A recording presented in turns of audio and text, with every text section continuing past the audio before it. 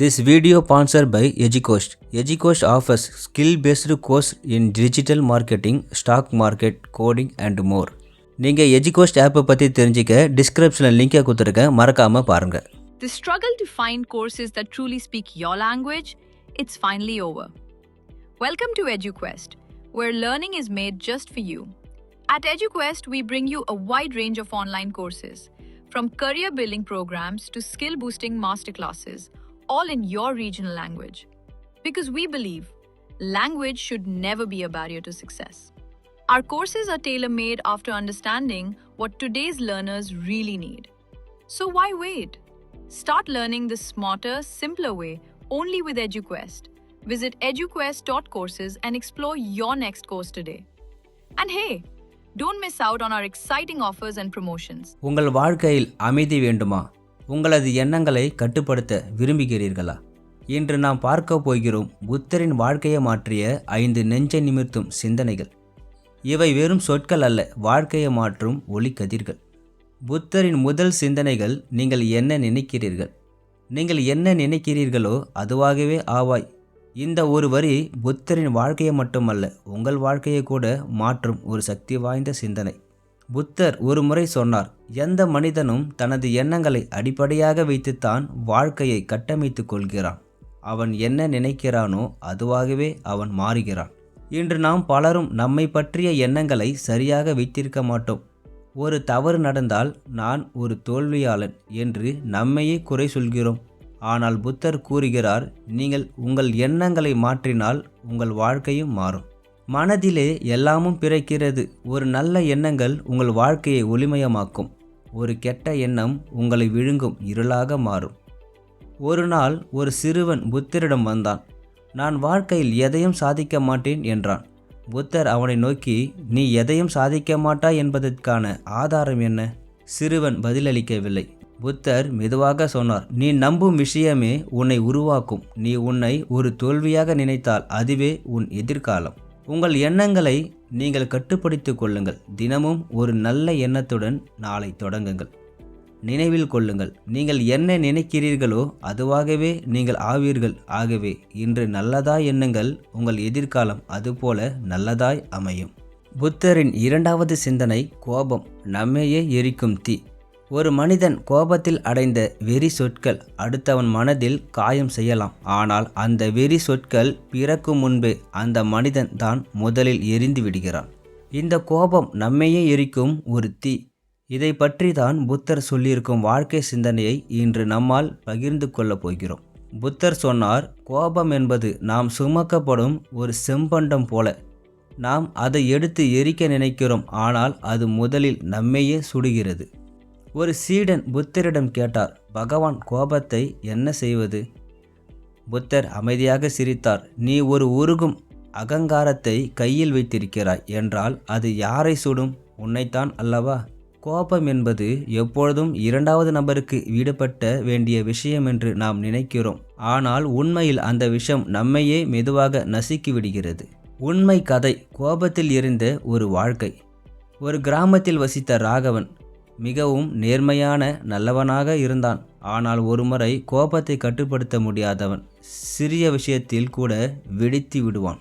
ஒரு நாள் அவனுடைய மகன் தேர்வில் குறைந்த மதிப்பெண் எடுத்ததால் அவனை கடுமையாக திட்டினான். குழந்தையின் மனதில் ஏற்பட்ட பயம் அவனை மனசோர்வுக்கு தள்ளியது. அவனது எதிர்காலம் பாதிக்கப்பட்டது. அவனது தந்தை பின்னால் தான் உணர்ந்தான், என்னுடைய கோபமே என் மகனின் கனவுகளை எரித்துவிட்டது. அந்த நாளிலிருந்து ராகவன் புத்தரின் சிந்தனைகளை படிக்கத் தொடங்கினான். கோபம் வரும்போது பேசாது, அந்த நிமிடம் உன் உறவை காப்பாற்றும். புத்தரின் அறிவுரை, கோபத்தை வெல்வது எப்படி? நிமிட தியானம். கோபம் வரும் நேரத்தில் மூச்சு கணக்குகள். 1 முதல் 10 வரை எண்ணுங்கள். உங்கள் மனம் அந்த வெறியை தனிச்சையாக வெளியே விட முடியாது. கருணை. எதிர்வினைக்கு பதில் அல்ல. புத்தர் சொன்னார், நீங்கள் உங்களை காயப்படுத்தி ஒருவருக்கு மீண்டும் கோபத்தில் பதிலளித்தால் நீங்கள் அவரை போல் ஆகிவிடுவீர்கள். ஆனால் அமைதியாக இருக்கிறீர்கள் என்றால் நீங்கள் அவரை விட உயர்ந்தவராக இருப்பீர்கள். நம்மை நாமே உற்று பார்ப்பது கோபம் வந்துவிட்டது என்ற உணர்வை உணர்த்தி கொள்வது ஒரு சிந்தனை சாதனை. நான் கோபத்தில் இருக்கிறேன் என்பதற்கு பதிலாக இந்த கோபம் எனக்குள் வந்திருக்கிறது என பாருங்கள். கோபத்தில் சிக்கலில் இருந்து வெளியேறுங்கள். கோபம் என்பது நம் உள்ளத்தில் இருக்கும் அமைதியை வீழ்த்தும் ஒரு கல்வன். அந்த அமைதியை பாதுகாப்பதே நம்முடைய உண்மையான கடமை. புத்தர் சொன்னார், மன்னிப்பு என்பது அடுத்தவனை மாற்றுவதற்காக அல்ல, நம்மை அமைதியாக வைத்துக்கொள்வதற்காக. இன்று தொடங்குங்கள். நீங்கள் பேசும் வார்த்தைகள் அமைதியானவையாக இருக்கட்டும். உங்கள் மனம் புனிதமாக இருக்கட்டும். உங்கள் உடல், மனம், உயிர் எல்லாம் அன்பின் அடிப்படையில் இருக்கட்டும். புத்தரின் 3வது சிந்தனை, ஒவ்வொரு நாளும் ஒரு புதிய வாய்ப்பு. நீங்கள் நேற்றைய தோல்வியால் வருந்துகிறீர்களா அல்லது நாளைய பயத்தால் நடுங்குகிறீர்களா? இப்பொழுது இந்த நிமிடம் புத்தர் சொல்லும் போதனையை நினைவில் வையுங்கள். ஒவ்வொரு நாளும் ஒரு புதிய தொடக்கம், ஒரு புதிய வாழ்க்கை இப்பொழுது துவங்கலாம்.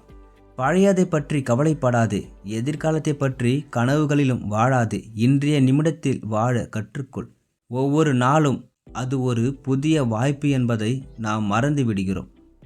நேற்றைய தவறுகள் இன்றைய மன நிம்மதியை கெடுக்கக்கூடாது. இன்றைய நாள் புதிதாக பிறந்த குழந்தை போல் தூய்மையானது. ஒரு பழமொழி இருக்கிறது, நேற்று போனது ஒரு கனவு, நாளை வருவது ஒரு மறைமுகம், இன்று மட்டும்தான் உண்மை. இந்த உண்மையை புத்தர் தான் நமக்கு முதலில் நினைவூட்டினார். வாய்ப்பு என்றால் என்ன? ஒரு மாணவன் புத்தரிடம் கேட்டான், பகவான், எனக்கு வாழ்க்கை ஒரே மாதிரி தான் இருக்கிறது, எந்த மாற்றமும் இல்லாமல். புத்தர் சிரித்தார், வாழ்க்கை ஒவ்வொரு நாளும் புதிது, ஆனால் நீயே அதை பழைய கணக்கில் பார்த்து கொண்டிருக்கிறாய்.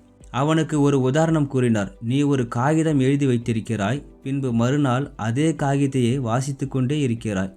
புதிய பக்கத்தை திறக்க வேண்டும் என்றால் பழையதை மூட வேண்டும். அந்த மாணவன் அன்றிலிருந்து ஒவ்வொரு நாளும் ஒரு புதிய செயலால் தன்னை மாற்ற ஆரம்பித்தான். அவன் வாழ்க்கை நெறி மாறியது. நாளை குறிக்காதே, இன்றே செய். புத்தர் ஒரு முறை சொன்னார், நீங்கள் தவறு செய்யும் ஒன்று உங்களிடம் நிறைய நேரம் இருக்கிறது என்று நினைப்பது.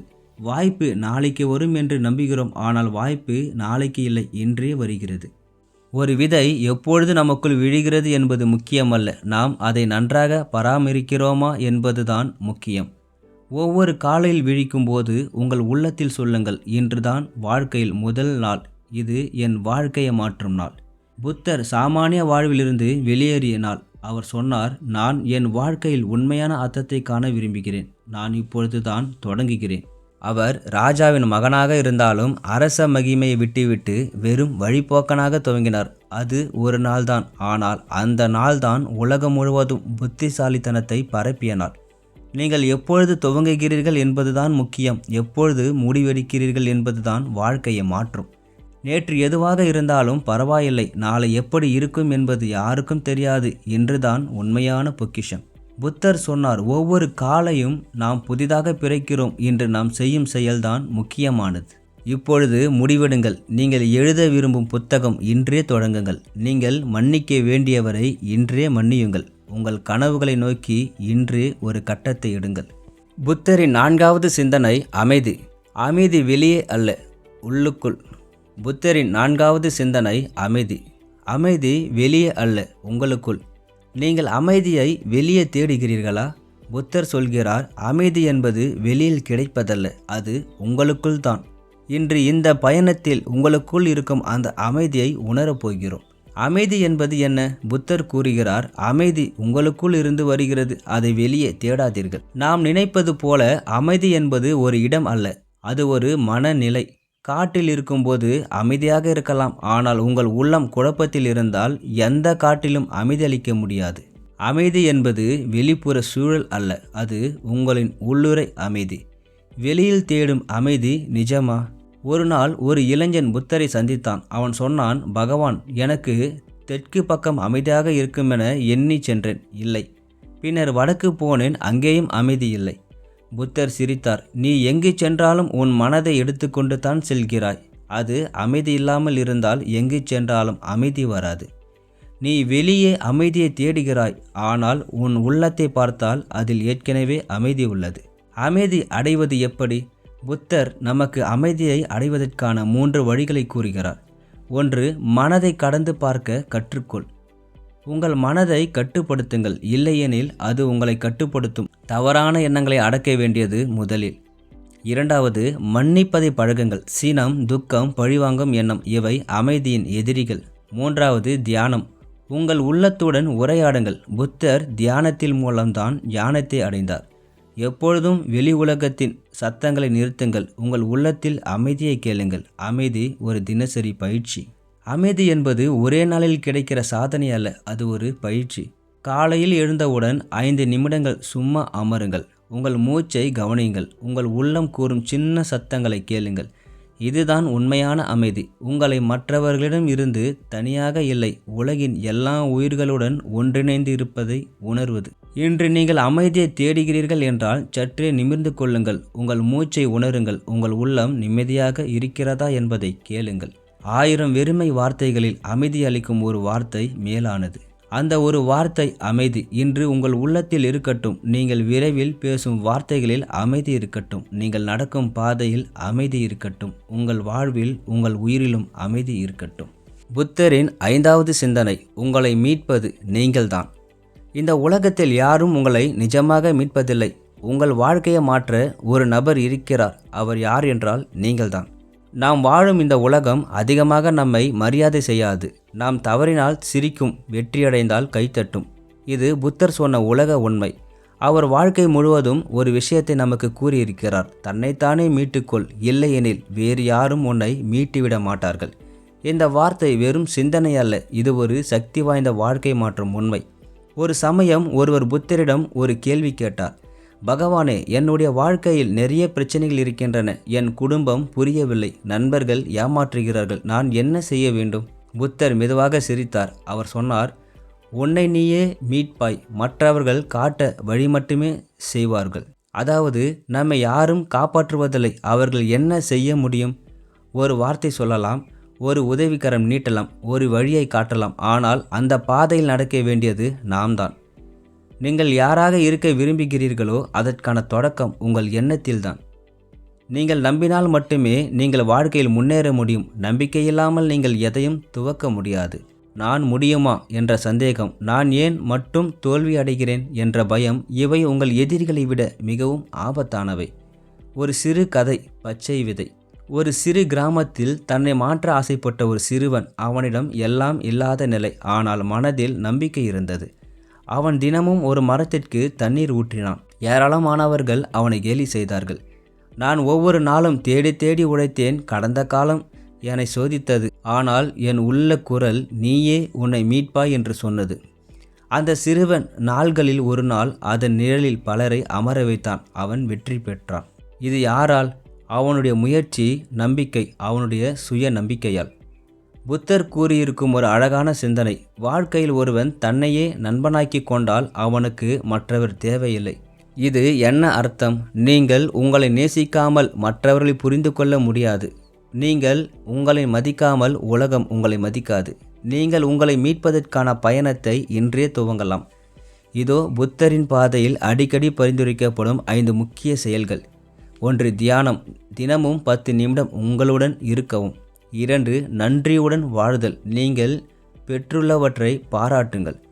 3. தோல்வியை அனுபவமாக மாற்றுங்கள். ஒவ்வொரு பிழையும் ஒரு பாடம். 4. நேரத்தை வீணடிக்காதீர்கள். ஒவ்வொரு நிமிடமும் மதிப்புமிக்கது. 5. உங்களுக்குள் பேசுங்கள். நான் வலிமை உடையவன். நான் வெற்றி பெறுவேன். என்னை நானே மீட்பேன். முடிவில் யாரும் வரமாட்டார்கள், நீங்கள் தவிர. நீங்கள் இப்பொழுது எங்கே இருந்தாலும், எத்தனை முறை விழுந்தாலும் புத்தர் சொல்வார், உங்களை மீட்பது நீங்கள்தான். மற்றவர்கள் உங்கள் வாழ்க்கையை மாற்ற மாட்டார்கள்.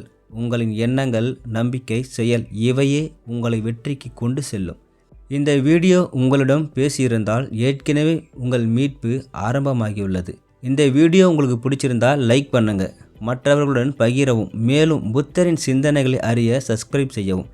நினைவில் வைக்கவும், உங்களை மீட்பது நீங்கள்தான். நன்றி, வணக்கம்.